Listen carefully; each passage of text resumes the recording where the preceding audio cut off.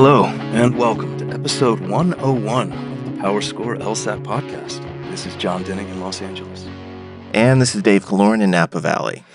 Happy New Year, buddy. Is it a new year? It feels like it's been going on for a long time already. It does kind of feel like 2020 just keeps repeating itself, doesn't it? I hope not. I want a new year, a new LSAT. Oh, that's adorable. New happiness. You still have hope. I am. And this is a good episode, too, because we're going to talk about the January 2022 LSAT. That's right, yeah. Just finished. Starting the year off with a bang. This was a good test, as we'll get into. I liked what I saw over the course of the weekend, and I think, I know there won't be universal agreement with that, but I think most people who took this test seem to be okay with it, as we will see. I think they'll find that there's generally good news in this podcast, and that when we get to it, people will be like, thankfully, that's the news that they wanted to hear for the most part. But before we get to that, John, it's an unusual daytime recording for us since we've chosen to record this on Thursday morning to make sure that we had maximum info, and I'm glad that we did that. Me too. But what are you drinking? Well, so I should probably give you some context. I'm trying to do a dry January, but I'm doing my version of it. So beer and wine are still fine, which that's barely even alcohol. So I'm having a breakfast beer. I'm drinking a Guinness, and I'm pretty happy about it. That's ridiculous. Which part? I am not. It's way too early in the day. It is just after 10 o'clock on the West Coast. I am drinking a Monster Energy Zero Ultra, which I typically drink daily. So not beer, man. Well, there you It's go. Too much. Hey, man, if you need to pick me up, I've got beer on the one hand and coffee on the other. So I'm double fisting. Well, I hope that works for you. Thanks very much. We did pick something of an upbeat song to kick the year off, and I'm happy to say for once I actually chose it. I've been reading this biography of Chris Cornell, R.I.P., and I've been thinking a lot about him and Audioslave and obviously Soundgarden back in the Seattle days. There's a great song by Audioslave called Revelations that feels, well, fitting for what we're about to talk about. Yeah, hopefully we'll have some good revelations for this test. And, like you said, rest in peace, Mr. Cornell. Yeah, 5 years in May, which seems crazy to me, but God, that is much longer than I would have said like 2 or 3 years at most. I know. Yeah, 5. But he was a hero of mine, so I still miss him. But this song's a good callback, so I'm happy we got to do that. Hopefully people like it. And speaking of revelations, should we talk about the LSAT World as we kick off? Let's get right into it. Let's do it. First things first, obviously the January LSAT has occupied the majority of our bandwidth lately, but it's not quite finished. The main testing days are done, including the international test that we saw yesterday. But there is one more day of testing for makeup exams, and that's going to be next Wednesday, January 26th. Yeah, which is often Thursday, but one of the things we're seeing is a shift backwards in all the dates. Tests now starting on Friday instead of Saturday. The makeup used to be on Thursdays. Now it's been moved back to Wednesdays. And as we'll talk about in just a moment, some of these patterns are going to be long-term patterns that they actually throw out there. So we've got this January test. Then you've got the February test that comes up afterwards. And I think scores for the February or for the January test will come out on February 2nd. That's right. So we'll have those in hand before we actually have the start of that February test, which is going to be on Friday, February 11th. And I think the sign up for times is coming in about a week on January 27th. And then ultimately, if you take that Feb test, you get your scores in early March on March 3rd. Yeah, and if anyone's wondering if they can still sign up, here's the first bit of bad news. You cannot. The deadline to register for February was back on January 5th, so that ship has sailed, I'm afraid. But there are some tests, and we just learned some more, in fact. There are some tests coming after February that are still great options for you. The next test after February, we don't have to wait long, is in March. It starts on Friday, March 11th, and happily the registration for that is February 3rd. So if you took this January test, presumably you did if you're listening to this, you will have a day between getting your score for January and being able to sign up for March, which is great. Yeah, and then the April test rolls around after that, and still time to sign up for that. The deadline for the April test is March 16th, and the dates for the April test, they start on Friday, April 29th. and then they will bleed a little bit into early May, and then scores will come out in the middle of May on about May 18th. And really, up until about an hour ago, you and I were sitting here just talking about the remaining 3 tests, the February, March, April, and then the June test. And then we got the communication, a little surprisingly. This was earlier, I think, than LSAC actually expected to release it. But they released all the new dates in the next cycle. And so that includes the remainder of 2022 as well as the first half of 2023. And the first thing I'll say about these dates, Jon, is that they're more than I expected. Yeah. Especially in the fall. There are 4 new test dates in the fall. So I'll just run through those really quickly. There is an August test that starts on August 12th. There's a September test that starts on the 9th. There's an October test that starts on the 14th. And then there is a November test that starts on the 11th. So I thought we would see 3 tests in the fall, but they have rolled out 4 of them. And you could see that means there are, again, 4 months in a row with LSATs, just like we have here from January to April. One of the notable things is they all start on Friday. Yeah. So 2022 turns into kind of like a 4-1-4 split. The first 4 months, you get a break in May. June, you get a break in July. And then 4 months to almost close out the year. August through November. December, we get another month off. But that's exactly right. 9 months of tests this year. Lucky us. And that's a lot, especially when each testing kind of administration is really typically 3 days and really more like 5 for us when you start adding in like the extra days with accommodations, sometimes international, sometimes the makeup test that we're dealing with as well. When we move into 2023, you will have tests in January, February, April, and June.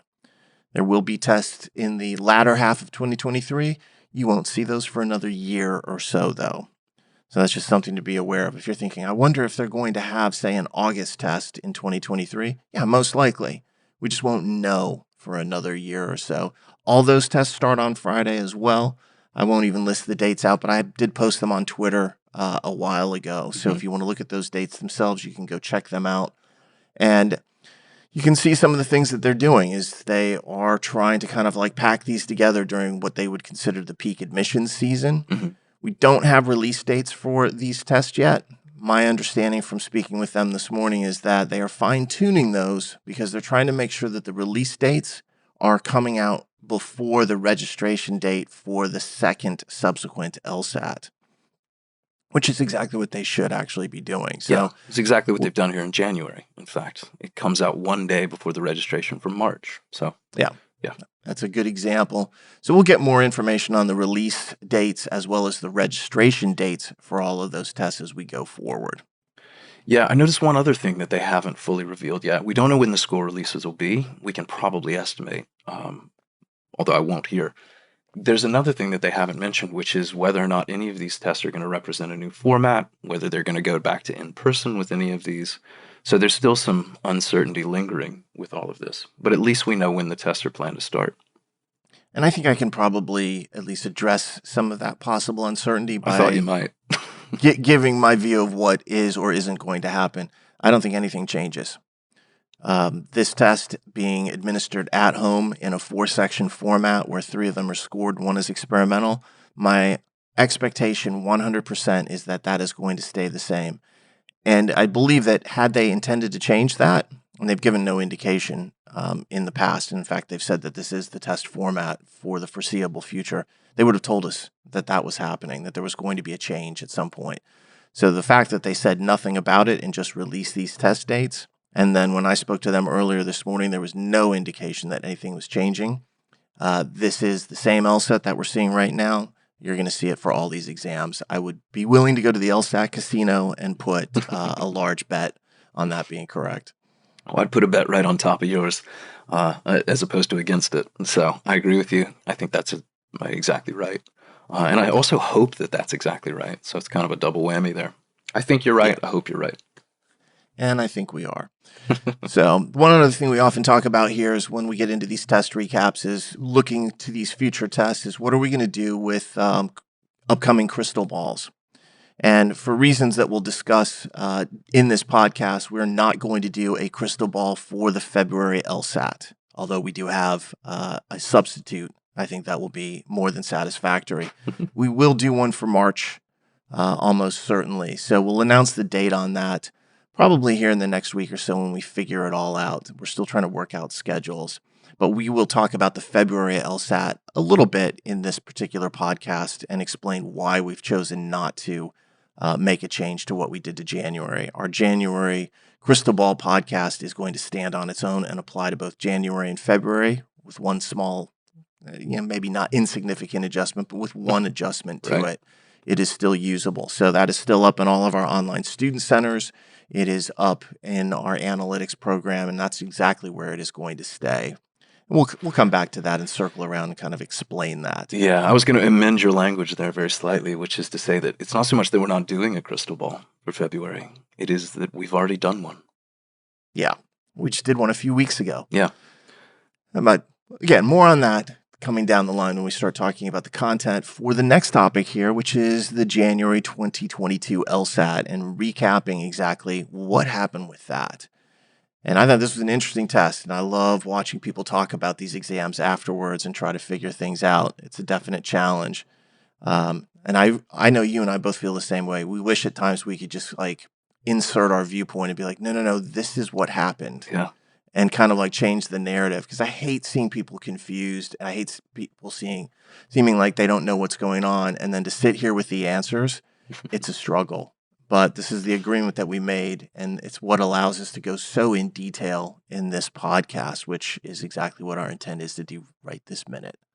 Yeah, halfway through the first day on Friday, you and I knew a lot about these tests, and we've had to sit for the better part of a week now and not say a word about it, which is extremely frustrating. But, so it goes.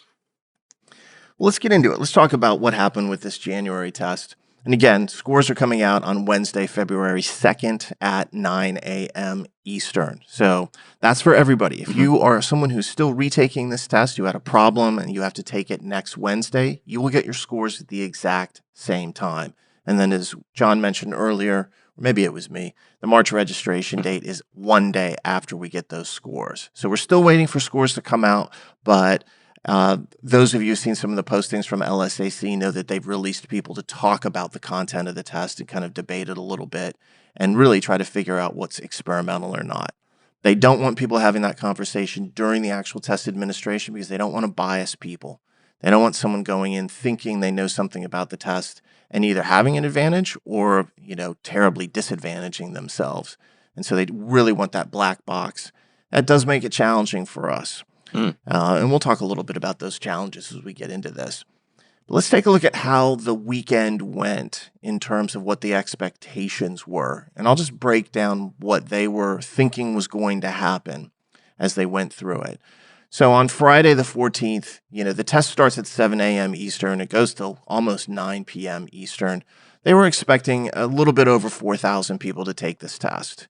And it always comes in a little bit under because people don't show up, they run into technical problems, they change their mind at the last minute.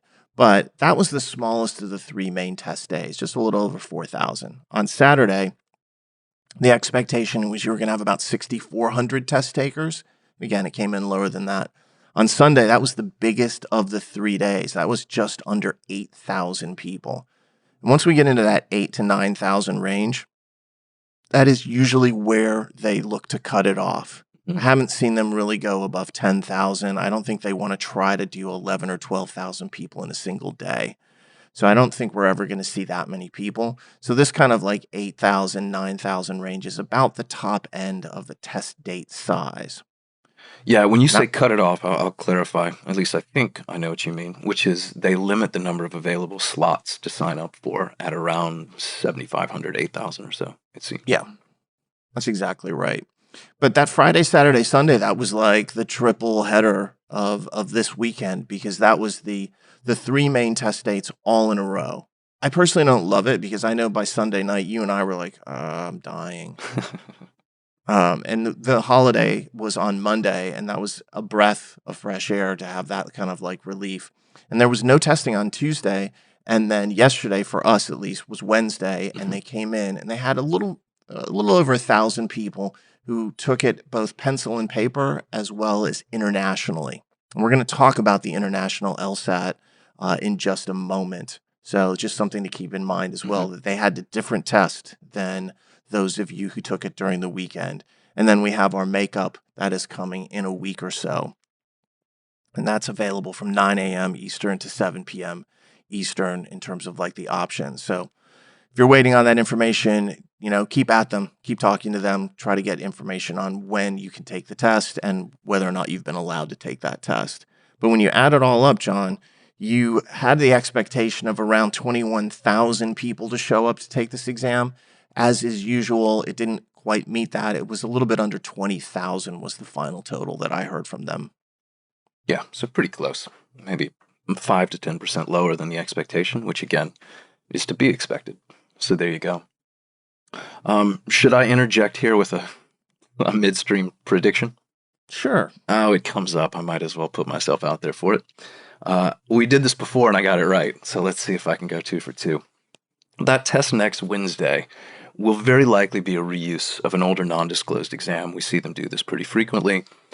My money this time, and I might not lay quite as large a wager on this prediction as Dave would on his prediction that the test won't change, but I think that February 2014 is a very likely candidate to be used next Wednesday. I can't promise it. Obviously, I don't know, but it's a hunch. In which case, I will say this. There is a blog post that anyone listening to this would be very well served to read if you're taking the makeup. Go get your Google on. Google PowerScore blog tiered circular games, TIERED. Go read that post. That's all I'll say about it. I don't want to prejudice things too much. It's a mini crystal ball right there. There you go. For the makeup. There you go. I'll be honest with you. I think reading that post is always good before every test, just because that those types of games are very rare, very difficult. Usually when you run into them. Yeah, it challenges people to think a little bit unorthodox or outside the box from what the traditional games force you to do. And if anything, I think to rattle the cage a bit or get non-complacent, that's a great post to just expand your perspective. Well, if you think about what our job is, it's test preparation. So obviously, the more things that we can help prepare people for, the more areas we can direct them to study, the better off we're going to feel about what it is that we're doing. So let's move on from that. Let's get into the test administration itself. And Cool. One of the things that we always talk about is what were the problems that we saw? Where did ProctorU have issues? Where did people, file complaints? There is now essentially a low level of problems that people run into. They get disconnected. There's some type of problem with a proctor takes over. They lose time during the test. That happens with every administration. I think that's now just a built-in feature. It's kind of like structural unemployment. If you're into economics, it's just always going to be there. That's the same thing here. We have structural low-level issues in terms of connectivity and proctoring. But unlike some of the tests that we saw in the fall, I didn't see any major systemic problems. Nothing widespread that affected in one fell swoop like 100 or 200 or 300 or even 1,000 people. Nothing like the pop-up issues or the disconnection issues that we saw this fall. What about you? Same. Yeah, this is the best test that I've seen, at least in the last 3 or 4. So that was obviously happy news. Part of it, I think, had to do with the volume, and part of it, I'd like to think, has to do with the fact that when these issues crop up on prior administrations, they tend to get fixed.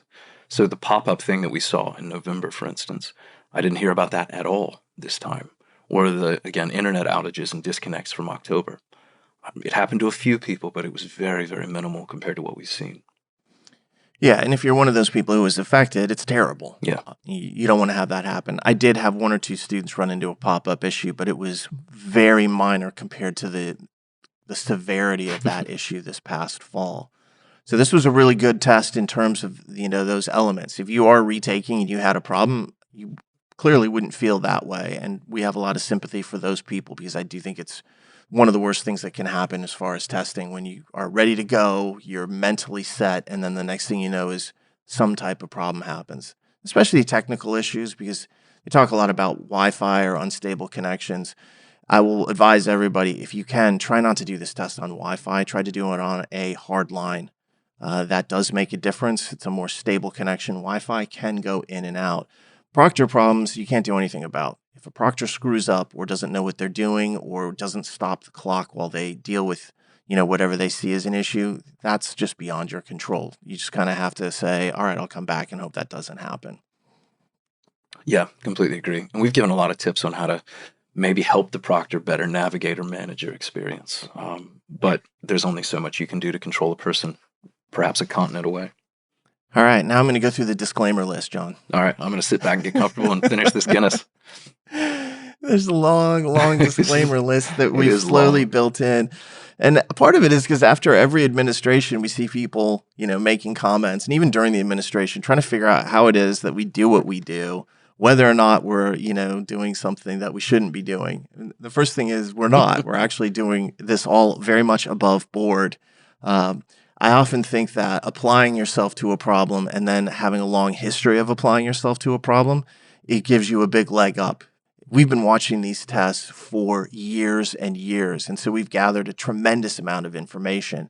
So a lot of times when we see people talking about the test, even the things that they say about it, to another person, it doesn't look like it has any context, but to us, we can connect the dots. We are standing on a higher plane in terms of where we're starting from with this, and that's a big help. But the first thing is, everything that we use is public knowledge. We're not taking the test ourselves. It's not something that's secret, but that doesn't mean we don't have special insights. If you've developed expertise on this over years, there are things that I know that are going on in these games, things I've learned about them from past administrations that do tell me things about difficulty. And the same thing goes for Jon as well. But we are using information that has been shared publicly with us, with other people, and then kind of piecing things together. It allows us to be really, really quite accurate. The second thing I'll point out, and this is one that I say every single time, and I really would love to scream it from the top of the mountain, is the order that you get your sections in is meaningless. As usual, I watched people say, this was my section order, and someone else was like, I had the same test. And then as they began talking, I could see that they did not have the same test, but they were convinced that they did. For example, you can have reading comprehension first and fourth, so can somebody else. You might have one section first, they might have that same section fourth. So be aware of that. Don't just automatically assume that section order is meaningful, because it really isn't. Content is all that matters. The sections and the orders change all day long on a given LSAT. And so what some people had on Friday is not what other people had on Saturday. When you get to Sunday, they might have had all, part, or none of what was on the prior 2 days. You just don't know. As far as disclosing information, LSAC does not want people speculating about the experimental section during the test. They'll allow you to say, hey, I thought this section was hard, or I had this section and it frustrated me. And so people will say, all right, I had the cruise line game and that was challenging. They're okay with that. What they don't want to have people say is, I had the cruise line game, but it didn't matter because it was experimental. The experimental kind of like speculation is where they draw the line. They have shown, though, that they are okay with people saying you could talk about this test in generalities. They do not want answer choices. They don't want you to talk about rules. They don't want you to talk about the reasoning or question types that are being used. But to say that, yeah, I had the lava game or the lava reading comp passage, that's okay. That helps us quite a bit, to be honest with you, because we can go back into our archives and say, oh, you know what, this is a test that they used previously. And then every other comment that someone makes about that fits into that particular puzzle that we have. Next thing I'll say is that always keep this in mind, that taking the real test feels worse than taking a practice test. They are not the same thing. Most of the time, what you'll see is people walk out of this exam and they are like, that's the worst thing I've ever done, because the pressure was finally real. I saw that a lot this time, and there was a lot of people afterwards speculating about, the scaling and the predictions and the curves, and they're like, oh, this is going to be a really, really loose scale. It's not going to be that loose. But there's a negativity bias a lot of people have from the real kind of like experience that makes everything feel like it's the worst test that you've ever taken. So just keep that in mind. Another thing is when we talk about this was an easier section or a moderate section, keep in mind that we're talking about it on a scale of relativity. And the scale starts where everything is difficult. So we already think that all these sections are hard. So if we say it's an easier section, we mean it was hard, but on the easier side of hard. Not that it was a simple or easy section overall. The difficulty on the LSAT and its individual sections is already really high. But that doesn't mean that there isn't relative positioning inside that difficulty strand. So we're not dismissing a section by saying that was an easy section as if everyone should have gotten it right. We just mean compared to other sections in that difficulty band, which could have been at medium difficulty or even high level of difficulty. So another thing, it's like I gotta catch my breath. Another thing is that realize that the people who make this test are attempting to confuse you. They are going to use topics in different sections. I'll give you one, supernova. Supernova comes up in logical reasoning for different groups of test takers. There was a supernova LR question this weekend, and then there was one on the international test. They weren't the same question. So sometimes people were like, oh, I had the supernova question. I was like, didn't have the same one overall. But you have to have perspective. That's where Jon and I come in to kind of like make things a little bit clearer, is that we actually know the difference between those questions because we've seen both of them previously. So watch out for that confusion, because sometimes I would see people talking about sections say, oh, I had that game about this. And I was like, those are not the same game or the same LR or the same reading comprehension. This is not accidental. There have been multiple examples on each LSAT now going back for quite a while where they have similar topics. If you listen to some of our prior podcasts, you see some of these topics like Nigeria was one, or speeding, or music, have all been common topics that were different questions. So just be aware. If we say, oh, it was this type of question, don't automatically think to yourself, that was the same question that I had. All right, next, our estimations of the real and the experimental sections are based upon certain assumptions and proven beliefs, really, about reusage. And that is this, is that if you have a section that was previously used as scored, that it will be used as a scored section. It will not come back as an experimental section. Nothing has broken that this administration or any prior administration, but there are some assumptions in here that you need to be aware of. And it's also the case that if you only had one section of a type, if you only had one reading comprehension, we see that that is a real section. We now know that's real for the entire test administration. Next, it's possibly that you won't hear your section talked about. We try to talk about all the main sections that have been covered. Every once in a blue moon, we miss one. It happens. We hate it. We beat ourselves up over it, but it's fairly rare. Also, in some instances, people have seen prior LSATs and they can't be given a certain test and they're given a different test. That might be only a very small handful of people who get that exam or that particular section. We can't cover every single variation that way, but these sections we're about to talk about, they were the main sections that were actually covered. And then the last disclaimer is I will always politely and humbly request that you do not summarize this podcast online. A lot of the summaries miss the nuance. They don't talk a little about some of the shades of difficulty that we get into.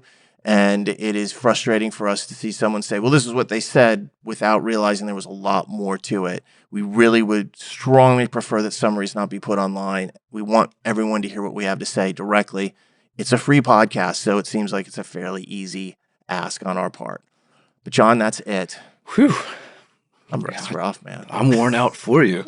Should we take an intermission? I think I'm going to go take a nap. Hit the showers? It's too early. I hate this early morning recording. I much prefer the evening recording. I'm better off in the afternoon and evening. For those of you who haven't figured it out, but Jon and I are night owls. We're not morning people. Yeah, man, spice up that Monster Energy with some tequila or something. It'll feel like nighttime real quick. No, but let's get into the international LSAT. I know sometimes people don't know if we're going to do this. We always cover it. Yeah. I love the international LSAT because it gives us a one-day snapshot. It's like the way the old test used to be, where you just had to figure out one thing and go from there. And we have a ton of international students that we support. Our last podcast, or our last Crystal Ball, was awesome to see people sharing where they were from, whether they were in Seoul, Korea, someone was in Moscow, in Russia. Have people up in Canada, in Norway, Europe, South America, you name it. It is so cool to see that. And so for us, we always pay attention to the international test. And Jon, since I just did all the talking, you're up. Fair enough. And yeah, you're right. One international test that seems to have made its way around the globe for everybody, which is great. It takes some of the mystery that the domestic test contains out of the mix. Here's what we saw, and this was a test that was given on Wednesday. This was a reuse of the February 2017 North American LSAT. So a test that was given about almost 5 years ago now, domestically, and one that we know an awful lot about. It's a non-disclosed test, as you would expect. That's why they're able to reuse it verbatim, cover to cover. But that is the test that the international people have gotten this week. It's also a test we've seen reused a couple of times. It was used in January of 2020 in Asia, so 2 years ago internationally. It was also used as one of the test forms on an early flex test in August of 2020. I think that was maybe the third or fourth flex ever. Yeah. So we have seen this test get kicked around fairly recently, and sure enough, it reappeared this week. Here was the content that was on that test. And again, all of this is real scored content from February 2017. Logic games, 23 questions. Here were the 4 games. There was one about traveling to different cities in an order. A game that's very recognizable, at least for us, Dave, was one about a china cabinet that had gold and silver plates and platters, vases, teacups. As soon as I saw that mentioned on Wednesday, somebody's like, I think I had gold teacups. I was like, I know the test. Right away. You're not, just by yourself a vase and teacup fan? Is that you said we know a lot about it. Yeah, I know a lot about the exam. I know very little about, yeah. That's not our thing. No. Yeah. No, my cutlery's pathetic. There was a game about 4 summer camp activities, sailing, painting, music, gymnastics over several weeks. Had a bit of a circular feel to it, if I recall. I think the 12 weeks connected somewhere in the middle. And then finally, a game about 3 interview tasks, resources, personnel, and training over various lengths for 4 different people. Those last 2 games that I referenced, the summer camp and the interviews, both pretty tough games, which we'll circle back to as we make some scale predictions here. But that was the games for the international folks this week. Reading comp, the 4 passages, 27 questions. The 4 passages were this. There was one about liberal environmentalism and ecology, and one about reducing jury trials. I think it was judges versus juries, and it used Ontario as an example in civil courts. There was a passage about patriotism and ethnocentrism with Hindu literature. This was the comparative, and it related that to ancient Roman literature, I believe. And then finally, a classic topic about bumblebees, might have been honeybees, foraging for food, and this is the old go-to, waggle dancing. Specifically here, it had to do with like optic measuring and optic flow with these bees. So a tricky science passage there with the bees, but one that we've certainly seen many times over the years. And I think that patriotism one is pretty hard as well. Mm-hmm. And I think yesterday, early on, I saw somebody mention optic flow, and I said to myself, this is going to be an easy day. Yeah, I think I spotted it with the cabinet, and you spotted it with the bees. Yeah. But that's all it takes for us to be able to recognize a reuse of one of these tests. Privileged position we're in to have that kind of information. Yeah, this is the advantage of having an extensive database on all prior administrations, is we took notes. And sometimes, a large part of success is just showing up and being there. And that's one of the things that we continue to do. It's always why we're appreciative when people give us an overview of how their testing experience went once they're able to do that, because we just add it to the database. Everything is another piece. And sometimes there's like a new LR question that we realize fits in, or some kind of detail about some type of game where we didn't realize people were using that as the reference for it. What was the LR on this test, or what were the possible LRs? Sure. I mean, to your point, we'd be, and this is no exaggeration, we'd be lost without students willing and eager to contribute. So thank you, guys. 100%. And it certainly applies to the hardest thing typically to identify, which is logical reasoning. The 2 sections from February 2017 that were used this week are both 26 questions. So regardless of which you got, your total number of scored questions was the same, 76. Here's the first section, 26 questions. There was questions on a politician, I believe like a skilled writer making a speech. Classic question on plate tectonics and the small earth is unable to sustain life. Children, this is one I recognized, estimating the volume, I think, of half-full beakers. One we get see talked about a lot. There was a study with people like sales associates in formal versus business attire. And another question I've heard many times, middle-aged coffee drinkers. Nice. Which is slightly how I feel at the moment. The other The other section of LR, also 26 questions, as I said, and again, a recognizable topic, iguana spots, iguanas with spots. There was one about bicycling car accident rates. Here's one we'll come back to, in fact, one about a supernova. In this case, specifically, it was about the appearance of a star in the sky and it coincided with the birth of a king, Charles II. And then there was a question there about art and apathy and boredom. So some classic topics, ones that we've seen. Essentially every time this test reappears, those are the ones that get talked about the most. That's exactly right. And we'll come back to that supernova question because, again, this is just this is, what you would call best practices for confusing test takers that you don't want to know what it is they're looking at. Yeah. People on Wednesday who had a supernova question saw all the discussion this weekend of a supernova LR and were like, I had that section. Mm-hmm. You didn't. And that might be a good thing. So as it turned out, both these LRs were pretty reasonable in terms of what they have. And I don't know the rates that they kind of like apply these. I don't know if one section is given 90% of the time and the other's 10%. We don't really have, the ability to see that, but we can see what the difficulty is by going back and looking at the prior usages of this test. And that's where this really kind of allows us to make scale predictions, is that we can say, all right, what do we know about this test from the prior administrations? What are we hearing about it from this one? Have they changed anything? Does anything look all that different? And this is where we're able to start building that profile that says, we know what's real here because we know what's been real in the past. Now let's take a look at the scaling and make a prediction with that. So I'll do a little mini international scale matrix for this. And I will point this out. When we talk about this, we use the number of questions missed to obtain a 170 as the basic marker of difficulty. So when you see people talking about -6 or -7 or -8 or -9, that is to get a score of 170. You can miss 6 questions or 9 questions or whatever the number actually is. And so the way we do it is we start at a baseline of -7 questions to get a 170.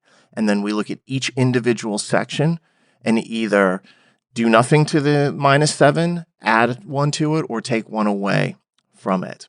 So let's start with logic games. This was the cities, cabinets, camp activities, interview section. This is a pretty reasonable section. It neither tightens nor loosens the scale, and so it actually has no effect, keeps you at -7.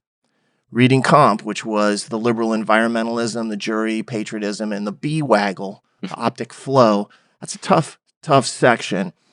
We think that loosens the scale by 1. So that would take it from 7 you can miss to get a 170 to 8 that you can miss to get a 170. And then last, regardless of which LR that you had, and I saw a lot of people having the supernova one personally, but if you had the beakers and the plate tectonics, that has no effect. And if you had the iguanas or supernova, that had no effect. And so for all international test takers, their scaling is -8, meaning you can miss 8 questions to get a 170. Could you add some of the elements of logic games and maybe the LR to get to a -9? Anything's possible. One of the things we often say about these scales is we try to be on the conservative side because we want to give people what would be closer to the worst case scenario.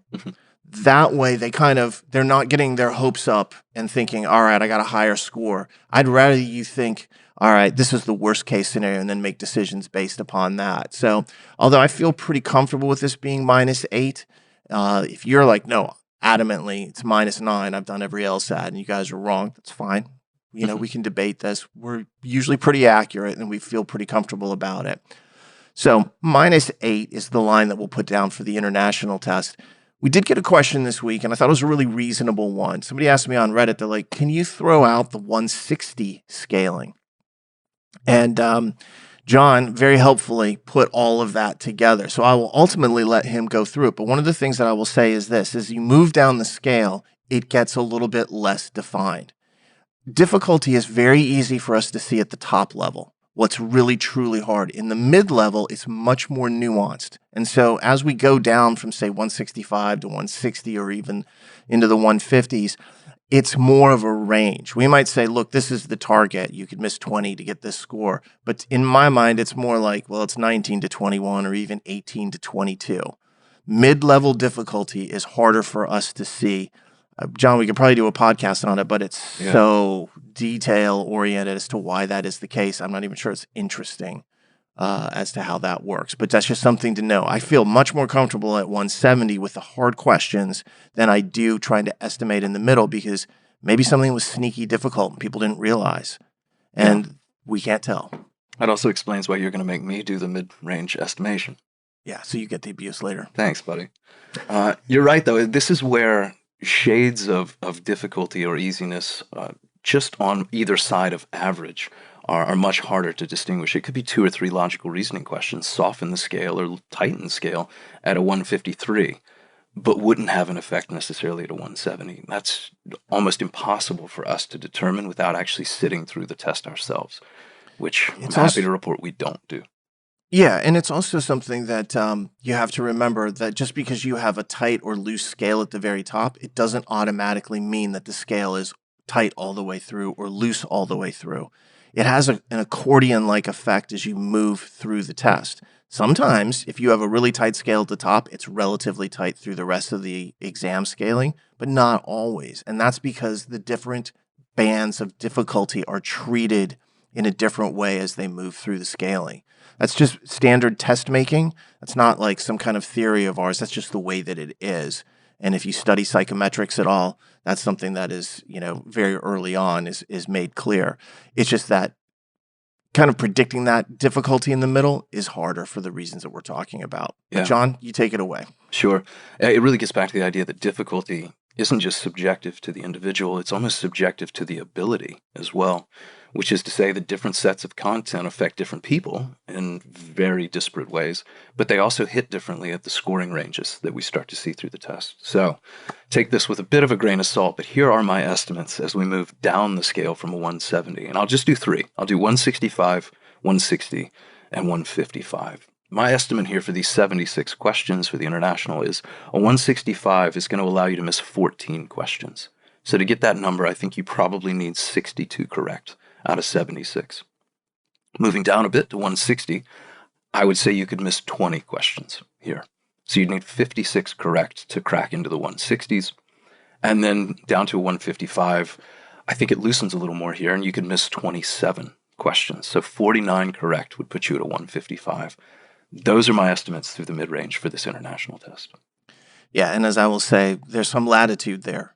It's harder to predict those scales as we move down, so you could see more of a range. Maybe it's 26 to 29 to get a 155. But in all cases, one of the things that you should do after every practice test, as well as each LSAT that you take, is estimate how you did in each section. And then when you find out what's real and experimental, kind of narrow it down and say, all right, from the 3 sections, this is what I think my range is. This is the best case scenario. This is the worst case scenario. This is the middle scenario. And then compare it to something like this to give yourself an idea of where you may have scored. So that is hopefully a very neat wrap up of the international test in terms of what was real. We didn't really track experimentals that were floating around on that test because it was everything that we'd already seen on other tests, which is not a big surprise. And then you've got the scalings themselves.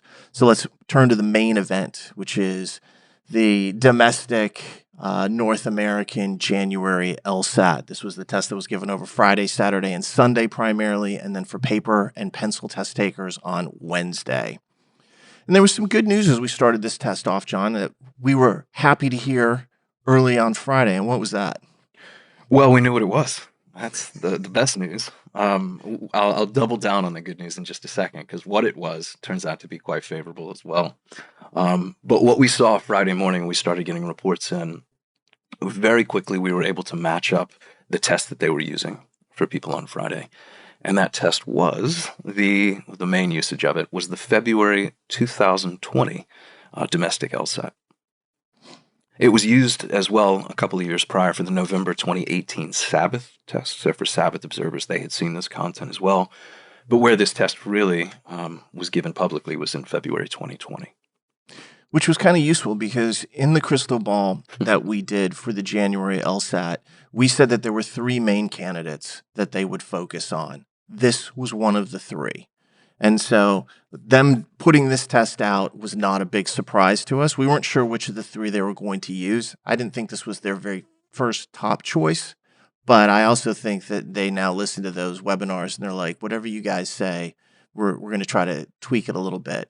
But they have a limited number of options right now, and I don't think they can tweak it that much. And so they were forced into a corner here to use this test. The one thing I'll say about this is this: the February LSAT in 2020 was non-disclosed. What we know about that test is what we learned about it during that administration and in the prior administration, for sure in November of 2018 when it was a Sabbath test. So we gained a lot of information about that exam. And so as soon as people started talking about some of the features of the exam, we knew which test it was. And of course, we immediately did one of those air high fives, from 500 miles apart, where we're like, yes, we have, again, correctly predicted this. I will say this one more time. The fact that we're able to do this still blows my mind. It's not going to continue forever. We will, at some point, reach that juncture where they have enough tests where they don't have to be as predictable. But right now, they're very predictable. And the fact that they use this February 2020 LSAT is a big deal to us because obviously when we make test predictions, we want to get them right. We typically don't make test predictions if we didn't know. It's not astrology. It is something where we're actually using a scientific method to reduce the options. It also affects this February crystal ball in the sense that everything that we said in the January crystal ball still holds, except this test is now off the list. And that means there are two primary candidates that they could use. We covered all of that in the crystal ball for January. I'm not going to cover it now. If you were there, you should have your notes from it. If you were not there, then hopefully you're one of our students because it's in your online student center. If not, it's available through our analytics program. That is where it will live, and we're not going to redo that, essentially what would be an identical seminar for February. Yeah, with this one test removed from our expected. If I wish people could understand this. We engineered that entire crystal ball before January with this test in mind, partnered with two others. This was the second of the three that we thought was most likely. So everything that we recommended there in terms of what to look for, conceptual discussions, points of emphasis, and all of the problem sets that we went and handpicked, put together for people, all of those were geared towards this test. Yeah, and I can tell you, and maybe I should share it on Twitter. I got a couple messages where people were like, thank you so much for doing that and making it available because I felt so comfortable during the test. And, that's what our job is. Like I said before, we do test preparation. We enjoy doing it. It's actually fun. It's even more fun when we're able to shape this experience for our students and kind of direct them in ways that we know are very likely to be fruitful. No test preparation is 100% accurate in terms of predictions. But right now, John, we're running on a really high level of accuracy. I don't know if this is 4 or 5 tests in a row now that we've predicted and shaped for our students. It's a pretty good record. I think if you count a makeup prediction last time, then yeah, we're at 5 in a row. I had people sending me those messages, Dave, this week before they even realized we had called the exact test correctly. They were just like, everything you said in that crystal ball and the problem sets I did, I felt so perfectly in tune with the exam that I just got on Friday morning. So even people who didn't realize that we had the test itself correct were still like, that was exactly what I needed to know. I was perfectly prepared.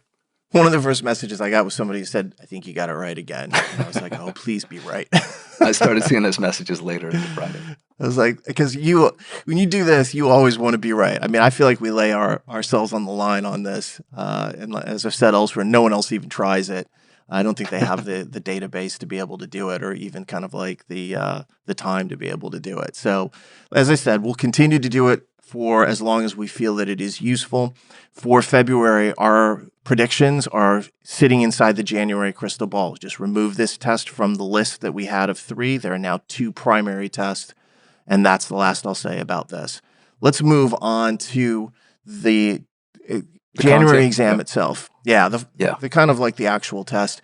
And we've kind of changed our order the last time we did this and this time as well. Instead of kind of like doing all the sections as they appeared in order, we're going to break them out by the type. I like that. So better. In this I think case, it organizes it better. Yeah, it just makes it easier. We're going to do both the real and experimentals that we saw, and we're going to start with logic games. And I think this is going to make some people relatively happy. So, John, do you want to take the honors or do you want me to? I'm happy to. If you're happy to. That's all that All matters right. to me, buddy. Well, okay. Let's get into the logic games and talk a little bit about what we had here. I'm going to start off first with a real section that did come from the February 2020 LSAT. And the 4 games in here, the first one was about kind of like paintings. Originally we had this as kind of like novels or movies on a shelf, but I think it's more about paintings. The second one is about a family portrait. It's like cousins lining up for a picture of some sort.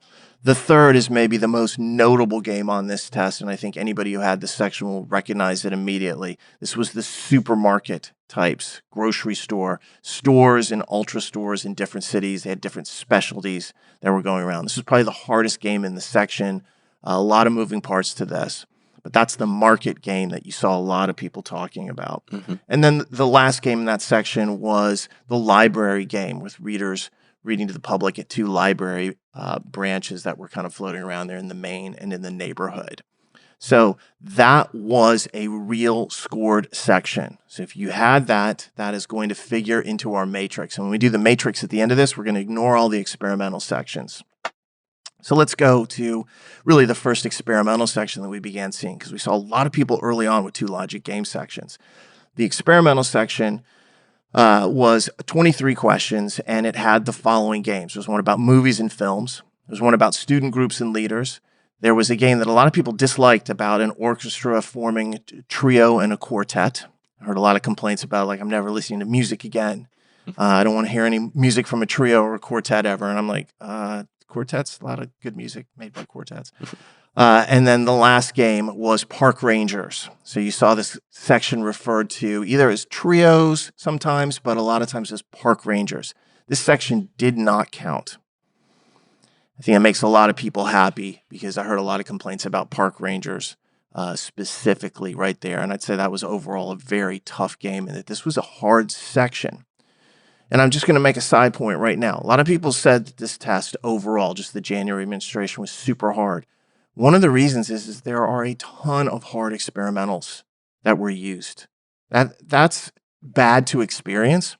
It's worse for future test takers because they're the ones that will end up getting these sections as real. But sometimes people are like, this was such a brutal test, only to find out later on that the section they thought was so tough actually didn't count. But it's really hard to remove that perception. So when we get to the scaling, you'll see us discuss that a little bit more. But this was an experimental section. Let's go on to another real section. And I think this is going to make a lot of people happy because these 2 games, there's a real and then ultimately experimental that are paired together. Start with the real one. The first one was a fruit display. Limes, mangoes, nectarines, and so forth. The second game was about books and volumes. Then I think there was a game about landscapers and maybe landscaping of some sort. And then it ended with a game about actors and scenes. It was a tough game to end with, as almost always is the case. But this was real. So if you had the fruit display game section, that is real and will be scored. A lot of people had that paired with a section that they didn't like. And this was an experimental section. Started off with, I think, performers like comedians, singers, maybe even magicians in there. And then a game that was described in so many ways that it was confusing to me at first, but expeditions, ice caps, ice expedition, oceans even was thrown in there. That did not count. Yeah, so a lot of people call that game spring and fall, which seems to have to do with like seasonal exploration of was the ice frozen or not? Did you get an ocean or an ice cap? Yes. Either way, experimental. So we removed that from the kind of like the scored mixture. And I can almost in the distance hear people cheering because that's, a lot of people were like, please tell me that didn't count. Another game in that section was about chefs and spices, and then a brutal game at the end about teachers or experts teaching these various classes on Friday, Saturday, Sunday, AM and PM. I think it had to do with photography.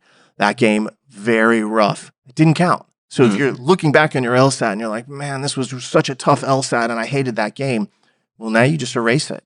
That game never happened as far as you're concerned. And this is why we always say that if you run into a tough section during the test, just assume it's experimental and go on, because hopefully it is experimental. And for those of you who had this section, it didn't count. So our 2 real sections One real section dealt with paintings, family portraits, supermarket types, and reading to the public at a library. The other real LSAT section for logic games was fruit display, books and volumes, landscapers, and then actors with 2 scenes. Other sections, unless you had a different test entirely than one of these 4, then they wouldn't have counted. Perfect. Yeah. So I imagine some people out there are probably smiling at that. Definitely the hardest stuff that we have seen so far through games didn't count, which Very is nice, great. huh? Yeah. And I'm glad you bring that almost psychological point up, that it's very hard to divorce your perception of the experience from what's real and what's not, despite the fact that your score is obviously divorced from the experimental section. So I think some of the impressions that we were hearing from people were clearly skewed and colored by the fact that there was some really hard stuff that didn't matter. But you don't know that at the time. You know it now. Let's move on to reading comprehension. Let's do it. And some of that same talking points, I suppose, will apply. I think some of the hardest stuff that people saw in reading comp also, happily, didn't count. But let's start with what did. And again, going back to the February 2020, here was the real reading comprehension from that test. 27 questions, these 4 passages. It was a passage about gold rush and mining, comparing San Francisco to Mali. That was the comparative passage set. There was a passage about modern protest literature. I think it was like a 1940 novel called The Street. Pretty tricky. There was one about a new tax plan and compliance with tax laws and various regimes. And then finally, another kind of tricky one about ice cores in, I believe, Greenland, and trying to use ice core sampling for climate and volcano data in the past. Those 4 passages were all real. If you had them on your test, they count. There was another real section of reading comp, also 27 questions. It had these 4 passage topics. There was one about a 19th century author, Jorge Luis Borges. I think it had something to do with a book he wrote on Don Quixote. A lot of people hated that passage. Yes, they did. They will not be reading his books going forward. No, I think he lost some fans this week. There was a passage Sales about, down on Amazon. for sure, about bioengineered foods and biotech and labeling regulations. There was a passage about violent movies and media and whether it caused violent behaviors in children. That was the comparative set. And then it concluded with a very hard passage, apparently, on large gas giant planets compared to like the rocky inner planets, specifically their cores and a theory about like planet creation, accretion disks and things. Tough passage. Yeah, this was a tough passage, and this is something that unfortunately was real. And Yes. so a lot of people legitimately were like, reading comp was tough. And if you had this section, sympathies to you. The good news is that it will affect the scale in a positive way when we get down below to talking about that. But at least those are the 2 scored RCs that we saw. So you've got that mining gold rush with Mali, that counted. This passage now, or this set with planets and Borges and biotech, that also counted. There was an experimental section that we saw floating around very commonly. In fact, the most commonly used experimental, maybe the only one. It's hard to say. What was covered in that one? Sure. Yeah, the 4 passages, and again, none of these counted. So if you can match these to a section, you can disregard that section. There was a passage about Indian patents, I think like indigenous medical practices patents. There was a passage about, a lot of people complained about this one, an author's sort of flawed philosophy, I think, on science and religion. Had to do with economic theory and religion. If I had to guess, Dave, I believe that's probably a passage about a philosopher named Daniel Dennett, who's a guy I've read some stuff from. I like him, but apparently, again, some additional lost fans, according to this passage. There was a passage in there about mirroring in space. I think that had to do with parity principles. And then finally, a passage about opting in for employees. It may have had something to do with liberal paternalism, if memory serves. So those 4 passages were in the experimental section. I say that singularly. Those are the ones that I saw for almost everyone, possibly for everyone, being used as unscored. Yeah, and again, exceptions are possible because the people who make this test do actually track sections that you might have done before. They try to avoid giving you certain sections. So sometimes people are blocked from seeing things, and have had kind of exceptions occur. We know that that's the case. Right. We can't deal with every single exception just because it's impossible for us to see them all. But that takes care of both the logic games and the reading comprehension. And mostly it's good news, except for the RC about the planets. Yeah. That's obviously a rough section. We've seen that on recent LSATs where RC has just been the zone of difficulty. And this test was no different. They certainly made sure to throw one of the hardest sections in the entire weekend on the RC side. So it's getting to the point where, like, when people were talking about that planets passage, and especially if they had some of the LR, like the supernova, it's just all these space terms that they're not familiar with. They're trying to actually follow it. And I have some sympathy because it's like some people would be, if you've taken an astronomy course or what have you, maybe you're in a better position to answer that than somebody who never has had a course like that. But that takes us through LG and RC. Now we move into LR, which I will just say is a precursor, always harder for us to see because there's so many little pieces. It's like having crumbs scattered on the floor. Sometimes it's hard to know if it's from the same cookie or not. Yeah, it's also hard to catch all the crumbs. We've done our best to vacuum. So here's what I can say. I'm not going to try to do this like segregated off into this was an entire section, this was an entire different section. What I can do instead is talk about some topics that we know were real for logical reasoning and some that we know were experimental for logical reasoning. And you can use that compared to your own experience to determine what counted for you. Yeah, let's do that. And let's actually start with all the sections and content from February 2020 that we know is real. So if you had any of the questions that we're going to talk about, this was from a real section.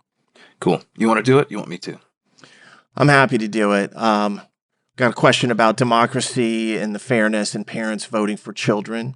You got a question about companies with 52% of the employees in resources versus marketing. A question I saw a lot of people talking about train station clocks and time. Mm-hmm. You've got intelligent celestial creatures and their existence and colonizing solar systems. And then you have a question about electronic devices and algorithms in the creation of true works of art. All these are real. I'll just continue to read a bunch more of them just in the off chance of striking somebody's memory because that's actually the toughest thing. 4 games is easy for people to remember. But trying to figure out which LR was which, it's like, wait, did I have that question or not? Here's a few more. Yawning reduces body temperature. Adults watching television for news. Hand washing and air dryers and bacteria. Green and black tea versus cancer in mice. And then the aesthetic value of bad art on society. There's a question about rhinos expanding their area. There were more than one rhino question. But as far as we can tell, both of the rhino questions were from different sections and they were real. Yes. Shopkeepers denying crime is a problem. Humans causing woolly mammoths to go extinct. Hedge fund managers. All these were real. They all appeared back in the February 2020. So if you're like, I had a bunch of those questions, that section was in fact real for you. You want to do the next section? Yeah, I can do the next one. There was another set of real logical reasoning questions, but these did not come, as far as we can tell, from the February 2020 test that we've been kind of leaning on here.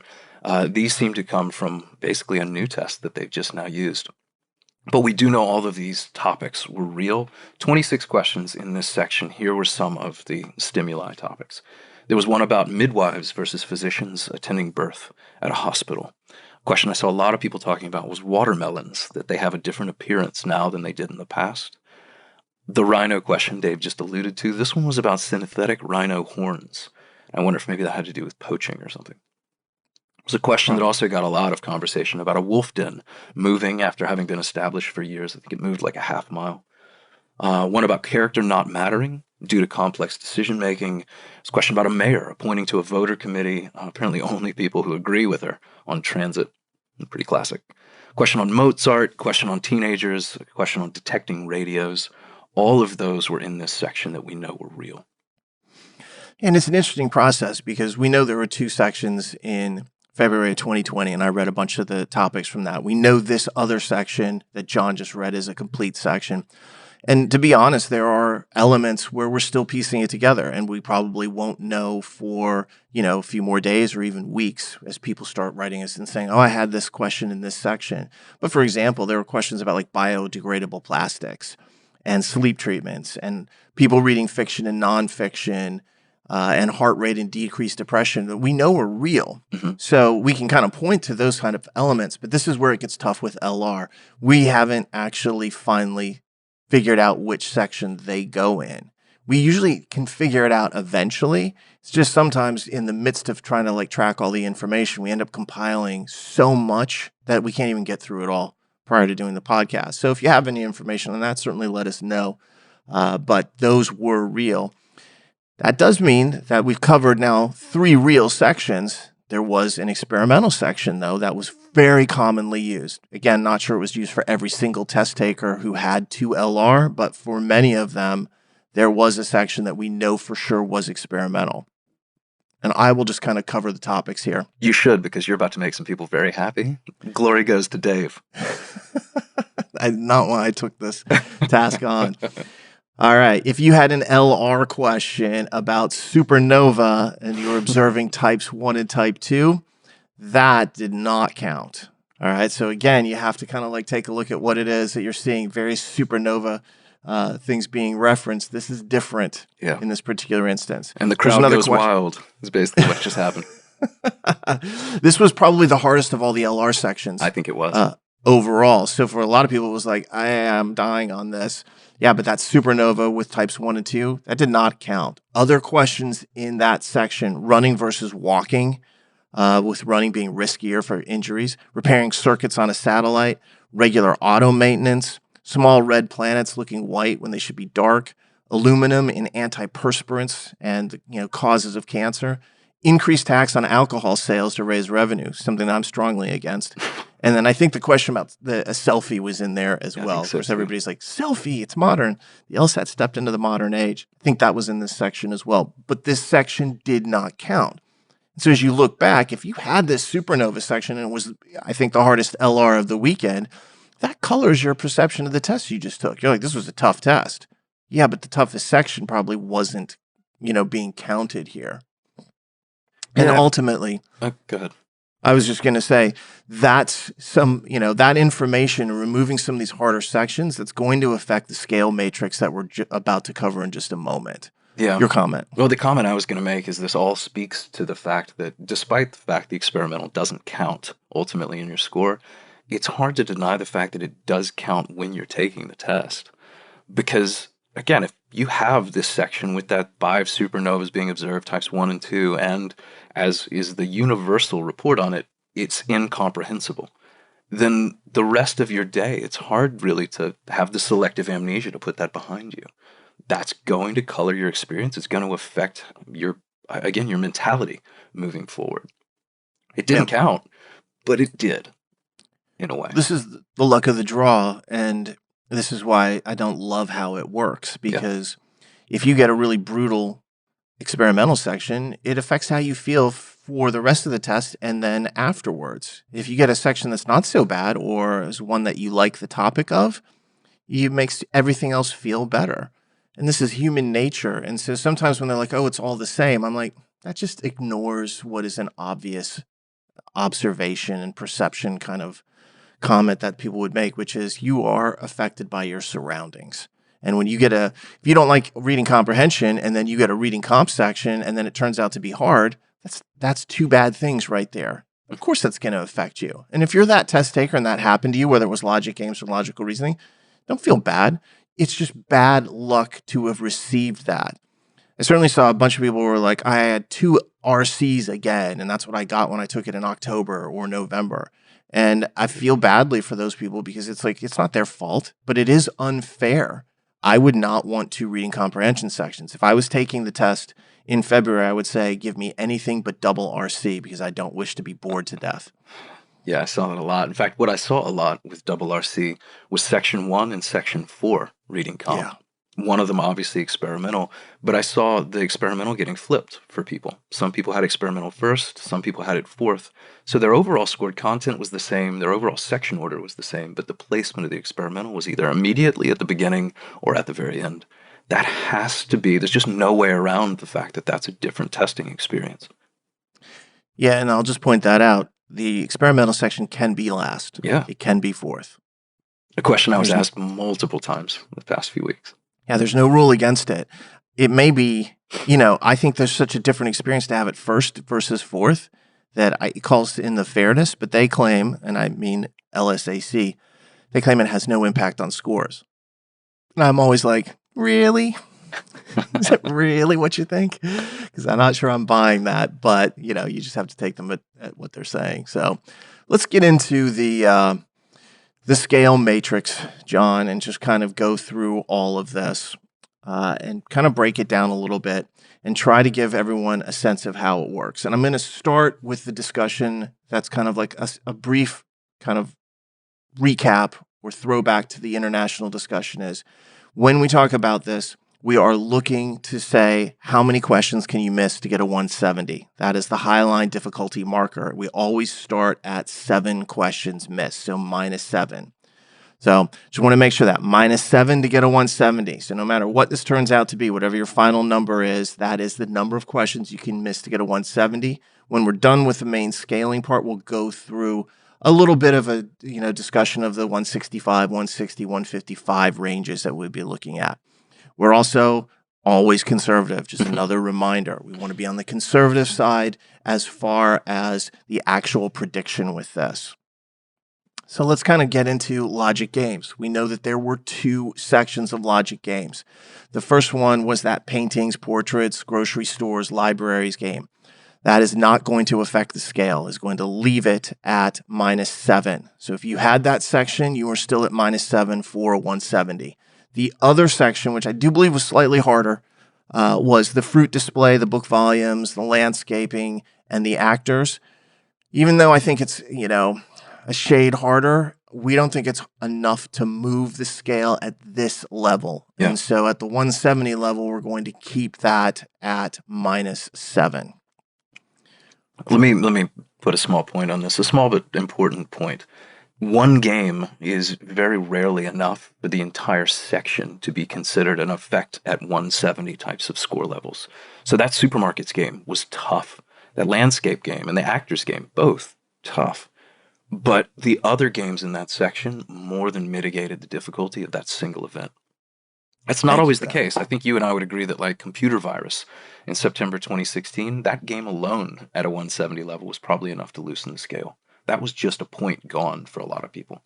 Stained glass windows in 2012. Perfect example. Yeah. Dinosaurs back also maybe 2012? I can't remember. It might be 2009. That beer's getting to your head. Maybe that's what it is. Doing this early in the morning is getting to my head. But the point is, don't look at a single event as though the entire section is necessarily represented by it. And in this case, I think the games were offset. Yeah, human memory is tendency to fixate on the most notable portion of the experience, and the hard game is going to be the most notable portion of it. So people forget about the fact that the first game or two maybe wasn't that bad, and then they focus on the second half, and they're like, the whole section was hard. That's not how it works, and we always have to take that into account when making this. And, it's a part science, it's part art, maybe a little magic in order to be able to do this. So we do think that oftentimes it'll translate to an extra question down the line when you get to, say, 160 or so. And so that's something to take into account when you hear these discussions. But it is very difficult to take an entire test experience and say, all right, it's 1, 0, or, -1. Yeah. Let's move on to RC. Everybody's at -7 right now. Here we're going to have kind of like a 2 paths, a diversion here. The first of the scored sections was that gold, mining, and Mali passage, protest literature, the new tax plan, and the ice cores in Greenland. That is not going to move the scale. So if you had that section, you continue to be at -7. The other was the biotech, the violent movies, I believe Borges, and the planets. That loosens your scale by 1. So that is going to move you from 7 to 8 if you had that particular section.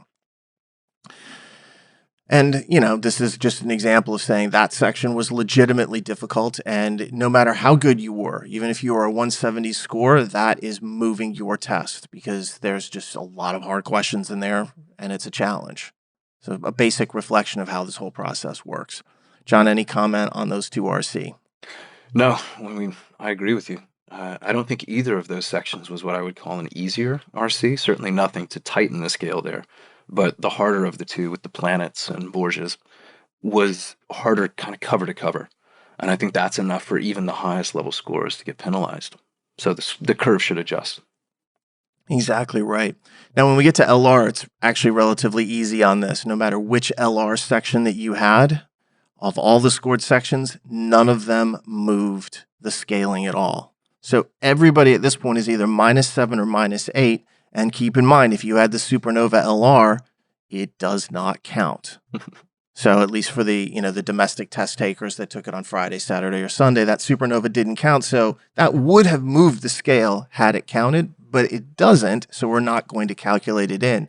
And so every one of the 3 scored LRs that we covered is no effect. That should be, at this point, that would cover at least 99% of the population that had taken the domestic test. Yeah, And that leaves most people at -7, and then a selection of those people who had that planet's RC at -8. Perfect. Comfortable with that? I'm very comfortable with it. I was also kind of like smiling to myself here, thinking that there's actually a collection of experimental content you could have built here that would probably take the curve to like a -10, if not more. But again, the Parks game and the Supernova LR section, these things would have definitely loosened the curve had they counted. It's like I said before, it's a relief for people who took this test to know that they didn't count if they had one of those sections. If you're taking the test in the future, and I don't mean February or March, I mean like in the fall or next year, then you should be concerned because some of these sections were really rough. They beat people up pretty badly. And, from an LSAT standpoint, I don't enjoy that at all. I want to see a reasonable, fair test where I feel like everybody's got a shot to do pretty well, and that the nuances are ones where it's not built upon like I couldn't understand that, but more like, oh, I didn't read that closely enough. Some of these sections were just like, what happened? And it looks like the actual concept of difficulty was really high, even if you understood all the words they used to describe it in LR or RC or what the case might be. And I'm not as big a fan of that. I want people to understand what they read and then make legitimate misses on misunderstanding the relationships. It felt to me like they were taking the difficulty higher in terms of the construction. Mm-hmm. So again, a nuance point in and of itself, something that you and I will be worried about next year and the following years. For now, what we have is that -7, -8.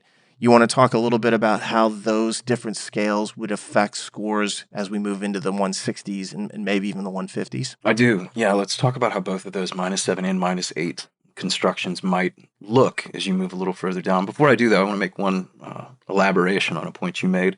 For anyone listening to this and they're like, oh God, so the January people dodged a bullet with this hard experimental content. I'm testing in March. Should I be on the lookout for it? Should I be worried? The turnaround tends not to be nearly that quick. So, as Dave just alluded to, next year, he and I will be looking out for that Parks game or more on supernovas. But for now, I think people for the next several months are probably in the clear, at least on that particular content. Totally. One of my favorite examples is that I referred to it, the computer virus game from September 2016, where it counted. We first saw that on February 2013 as experimental. So there was over 3 years between the use of that game, as a guinea pig moment before it actually mattered. Perfect. Yeah. Anyway, just wanted to make that point if anybody out there started sweating as we talk through the experimentals to come. You don't have to sweat yet. Let's talk then about what happens as we move away from the 170 and get down towards the mid-range. And I'll start if you are a person with the -7 scale that we just went through. In other words, you did not have that reading comp on the planets and the violent movies. Here's what I think happens as you go down the scale. At a 165, I think you can miss 12 questions. Depending on your total, that means you could either get 62 or 63 right. 63 or 64, correct. Apologies for the bad math. At a 160, I'd say you could miss 18, so 57 or 58 right answers. And at a 155, for the -7, you could miss 27 questions. So 48 or 49 correct to get a 155 if you have that form. And again, you can add plus or -1 to the end of these ranges because it gets harder and harder when we move down. We're doing this because we were asked to do it, and I think it's a fair request, but it just gets squishier and squishier the more questions are actually in play in terms of the number of misses. Yeah, I don't think we're off by more than 1 in any of those scoring points, but if I was off by 1, I wouldn't be shocked by it. Yeah. And about -8 then? Yeah, -8's going to be more or less the same. It's looser by 1 at a 170, and I think that's going to hold more or less through the mid-ranges too. So at a 165, if you had that planets set of passages, I think you can miss 13, so 62 or 63 right. At 160, miss 19, so 56, 57 correct. And at a 155, I'd say you could probably miss 28 questions, so 47 or 48. So you get a little bit of a buffer if you had that particular set of reading comp, probably one additional miss allowed. All right. I don't have anything else to say. Perfect. I'd be surprised if I did. It's a lot. It's a lot to unpack. I know it's a lot to listen to, but hopefully that helps.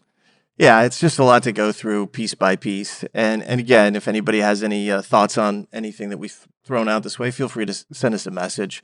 And again, we will just say this. It's all this -7, -8 stuff, that is to miss that many questions to get a 170. And then Jon talked about the number of questions you could miss going down from 165, 160, and so on. One nice thing is, no matter what you think about all this, we will find out the reality on Wednesday, February 2nd, when scores come out around 9 a.m. Eastern Time. So obviously, Jon and I will be around watching how that turns out. We hope, really, for everybody's sake, that turns out to be fantastic. Right. Hopefully, what you heard here was a lot of good news in terms of the section that you feared the most as experimental was, in fact, experimental. I know that's not always the case with that Planets RC, but that I think for a lot of people there was good news in here. Jon, any final commentary? Well, one that just came to mind is you mentioned we'd know the reality on February 2nd. We'll know portions of it. The reality needs probably air quotes or an asterisk or something, because we won't actually know these curves, these scales. This is a non-disclosed test, January. No matter what form you got, all you will get on February 2nd is your score and its percentile. You won't know how many you missed. You won't know how many you could miss. You won't see the content. You won't see your answers. So just heads up, if you're expecting that, prepare to be disappointed. It's not. To me, the only reality is your score. So Yeah. in that case, we will know the results there. But hopefully for everybody, they did extremely well. And we hope this podcast has been useful. Again, I'll reiterate the request I made earlier. Please don't summarize this online. If somebody wants to ask questions about it, it's free. They can come here and listen to it and hear exactly what we said about it. So on that note, we will log off. If you get a chance, please subscribe to this podcast on iTunes, Spotify, YouTube, or anywhere else you may find it. And if you've enjoyed it, please leave us a comment or rating. And you can send any questions you'd like for future episodes to lsatpodcast@powerscore.com, since we do mailbag episodes pretty frequently. On behalf of Jon and myself, we hope the LSAT went well. We hope this was useful. Stay safe out there, and we'll talk to you soon.